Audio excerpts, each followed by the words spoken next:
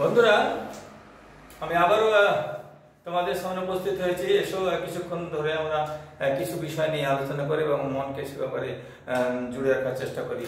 আমি এখন যে বিষয়ে কথা বলছি সেটা হলো যে আমাদের ব্যক্তিগত কি কি কারণে আমাদের সমস্ত পরিকল্পনা জলাঞ্জলি হয়ে যায়, মানুষ অসফল হয়ে পড়ে। অনেক অর্থ সম্পদ থাকলেও সেই ব্যক্তি কেন সামাজিকভাবে মানে বিচ্ছিন্ন জীবনযাপন করতে বাধ্য হয় এবং শেষখানে একজন আইসোলেট ব্যক্তি হিসাবে পৃথিবী থেকে চলে যায়, কেন এটা হয়? তো এটা হলো নাম্বার ওয়ান, যে যারা নিজেদেরকে দাম্ভিক হওয়া থেকে বাঁচাতে পারেনি, মানে অকারণে দম্ভ দেখায়, সে ব্যক্তি অসফল হতে বাধ্য। কারণ ওর দাম্ভিকতা কোনো না কোনো ক্ষেত্রে তাকে খারাপ কাজ করতে বা খারাপ পথে পা বাড়াতে প্রেরণা জাগাবে, অথবা তাকে যখন ক্রোধ কাজ করবে সে ক্রোধকে সে নিয়ন্ত্রণ করতে পারবে না। তো সে দম্ভ অর্থের হতে পারে, সে দম্ভ তার শিক্ষার হতে পারে, সে দম্ভ তার শারীরিক শক্তির হতে পারে। দেখো আমার বাহুতে কত শক্তি, আমি ধূলিসাৎ করে দেবো। সে দম্ভ তার বংশের বিশাল জনসমাজ, যাদের গোষ্ঠী, তাদের সংখ্যা বেশি, তাদের জনবলের কথা হতে পারে। সে দম্ভ তার রাজনৈতিক পরিচয়ের জন্য হতে পারে। সে দম্ভ তার আর্থিক যে যোগাযোগ বিভিন্ন প্রতিষ্ঠানের সঙ্গে, সেই যোগাযোগ, অথবা তার দম্ভ তার সরকারি পদে যে আছে তার সেই পদে টিকে থাকার দম্ভ। এই সমস্ত দম্ভগুলোই মানুষকে পতনের পথে নিয়ে যায়। ঠিক আছে। দ্বিতীয় যেটা পতন পথে নিয়ে যায় সেটা হলো সঠিক মনের বিকাশ না হওয়া। যদি মনের বিকাশ না হয় তাহলে ঠিক সময়ে কোন কাজটা করলে ঠিক হবে এই ব্যাপারে ডিসিশন নেওয়ার ক্ষমতা থাকবে না, মানে lack of decision making power. Okay এক এক করে বিভিন্ন ভুল সিদ্ধান্ত, ভুল ডিসিশনের দিকে ঠেলে নিয়ে যাবে এবং তখন সে নিশ্চিত হবে একদিন ওই ভুল সিদ্ধান্তের ফলে বরবাদ হয়ে যাবে। তৃতীয়টা হলো যে সমস্ত ব্যক্তির মধ্যে উদ্ধত ভাব আছে, সামাজিক জ্ঞানের যথেষ্ট অভাব, সে নিজেকে কেউ কাটা বলে মনে করে থাকে। এটা দম্ভ নয়, কিন্তু নিজেকে নিয়ে আছি, আমি খুব বড়, আমি খুব বিশাল, এই ধরনের মিথ্যে অহমিকা বোধ, এটা দম্ভ বলা যাবে না, এটা অহমিকা, যে আমি ঠিক আছে, আমি কাউকে কিছু বলার দরকার নেই, মাথা নামানোর দরকার নেই। এইটাও তাকে পতন নিয়ে যেতে পারে। কারণ মনে রাখতে হবে যে সেই সমস্ত গাছগুলোই ফলভারে নিয়ে যায়, সেই সমস্ত গাছগুলোই ফলভারে নিয়ে যেখানে অনেক ফল ধরে। তাল গাছের মতো শুধু একটাই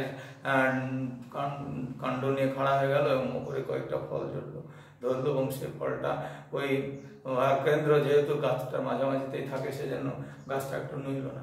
তো কি হবে, সেই তাল গাছটা উপরে উঠবে ঠিকই, কিন্তু তার ফলগুলো মাটিতে গড়িয়ে গড়িয়ে পড়বে, মানুষ সেগুলো কুড়িয়ে নিয়ে যায় না।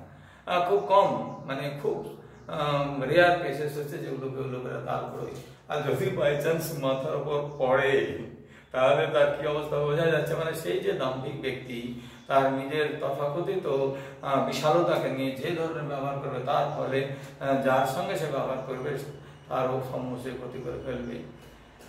এটাও তার পতনের দিকে নিয়ে যাবে। তারপরে অমিতব্যয়িতা, আমার যতটা আয় করার ক্ষমতা রয়েছে সেইটা আয়টাকে আমি যদি মনে করি আমার এটা অনেক, এইটা এইভাবে আয় আমার হতেই থাকবে এবং আমি যত ইচ্ছা তেমন করে এটা ব্যয় করে আমার সেই প্রয়োজন, যেটা প্রয়োজন সেটা করে ফেলবো এবং দরকার হলে উড়িয়েও দিতে পারবো, যা মানা যায় সেটা করবো।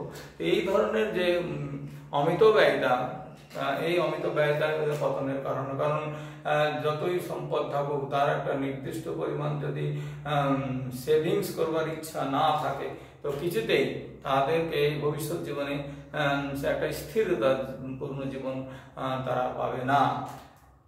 আর পরের বিষয়টা হলো যে যারা অর্থশালী হয় তথাকথিত, তারা লোক দেখানোর বিষয়টা অনেক বেশি থাকে।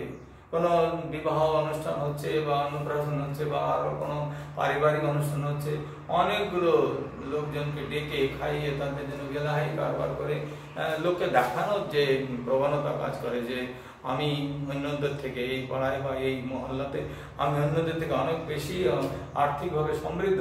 এই সমৃদ্ধি কে যদি ধরে রাখার মতো ব্যাকগ্রাউন্ডটা না থাকে, যদি সোর্স অফ আর্নিংটা সেই বিশাল ব্যয়ের অনুপাতে অনেক বেশি মাল্টিপল না হয়, তাহলে তার পতন হতে বাধ্য।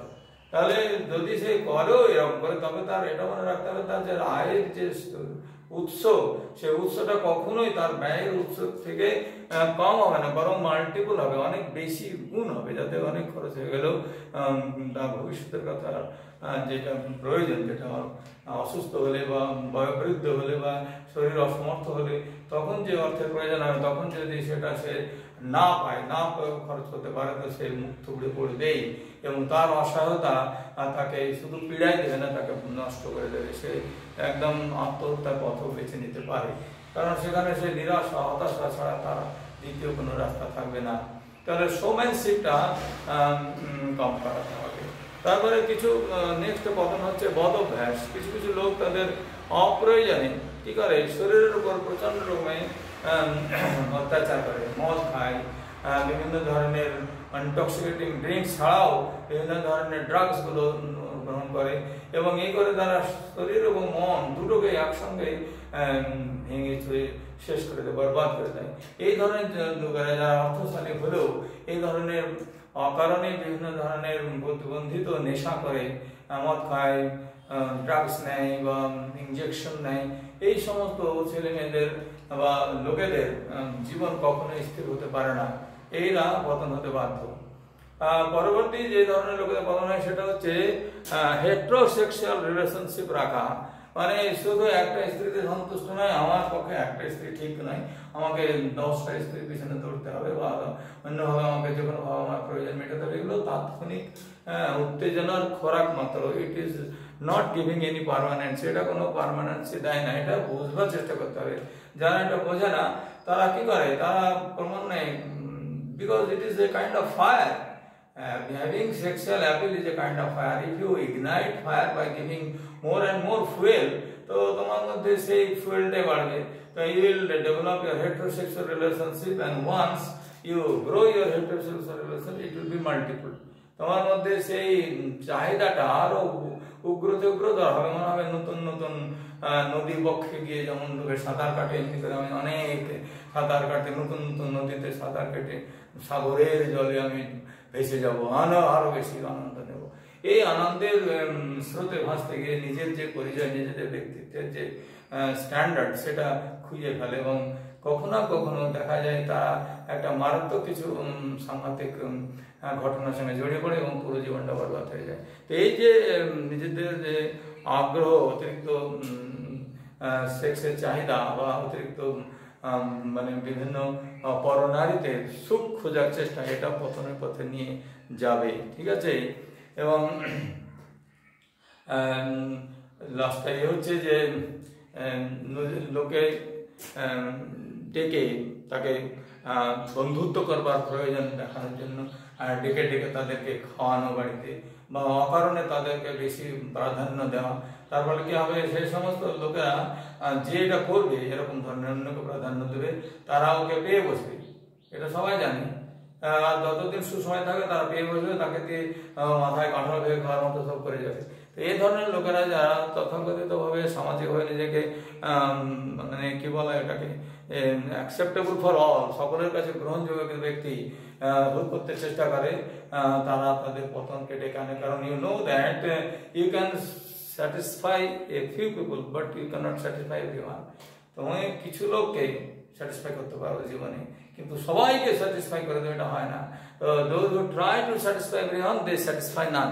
যারা সবাইকে স্যাটিসফাই করতে চায় তারা কাউকেই সন্তুষ্ট করতে পারে না, এটা মনে রাখতে হবে। যেটা যারা মনে রাখবে যে আমি সবাইকে সন্তুষ্ট করতে পারবো না, তবে তারা বাঁচবে না। যদি মনে করে ঠিক আছে, আমি আমার সেই ক্ষমতা দিয়ে, অর্থ দিয়ে বা আমার প্রতিপত্তি দিয়ে আমি সবাইকে সন্তুষ্ট করে আমি একজন খুব বিখ্যাত ব্যক্তি পৃথিবী থেকে যাবো, বা আমার একটা সামাজিক প্রতিষ্ঠা তৈরি হবে, আমার একটা লোকে আমাকে মানবে, হবে, পিছিয়ে ঘুরবে, এই ধরনের যারা ভ্রান্ত ধারণা নিয়ে বসে আছে তাদেরও পতন হতে বাধ্য। বন্ধুরা, এইসব এই জন্যই বললাম যে ব্যক্তিগত জীবনে অনেক দেখেছি, তো 64 ইয়ার্স হয়ে গেছে, এবং এই জীবনের মধ্যে অনেকগুলো দেখলাম, অনেকগুলো ধরনের লোককে দেখলাম, এবং এই লোককে দেখেই অনুভব করলাম যে এগুলো সকলের ভাবা উচিত।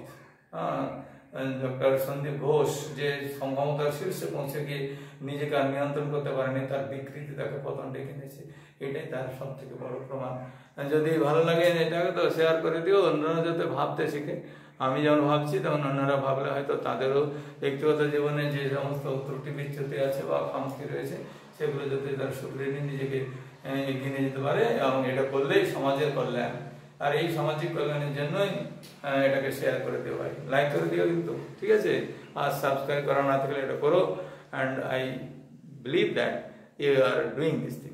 আমি বিশ্বাস করি এটা তোমার করছো বলে সংখ্যা বেড়েছে, সাবস্ক্রাইবারের সংখ্যা বেড়েছে এবং ভিউয়ারও বেড়ে যাচ্ছে। যদি বাড়ে তা আমার সেই মানে উৎসাহটা আরও বাড়বে, এই আশা রেখে এখানে শেষ করলাম।